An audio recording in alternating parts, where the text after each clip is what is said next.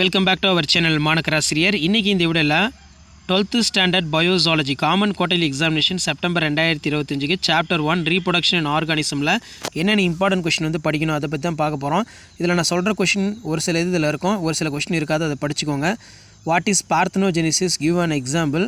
அதே மாதிரி external fertilisation, internal fertilisation கொஞ்சம் நல்லா பார்த்து வச்சுக்கோங்க.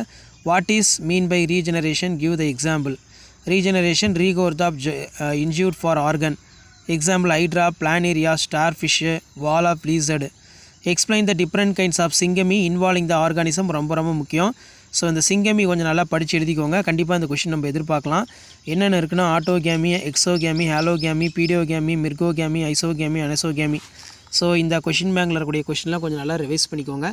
இதிலேருந்து கண்டிப்பாக வந்து பார்த்தோன்னா கொஷின்ஸ் உங்களுக்கு ரிப்பீட் ஆகிறதுக்கான பாசிபிலிட்டிஸ் வந்து அதிகமாக இருக்குது.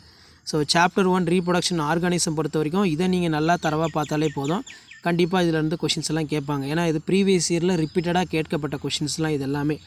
ஸோ பயோசாலஜி ஸ்டூடெண்ட்ஸ் நீங்கள் கோட்டைலிக்கு ப்ரிப்பேர் ஆகிறதுக்கு இந்த கொஷின் பேங்க் ரொம்ப யூஸ்ஃபுல்லாக இருக்கும்.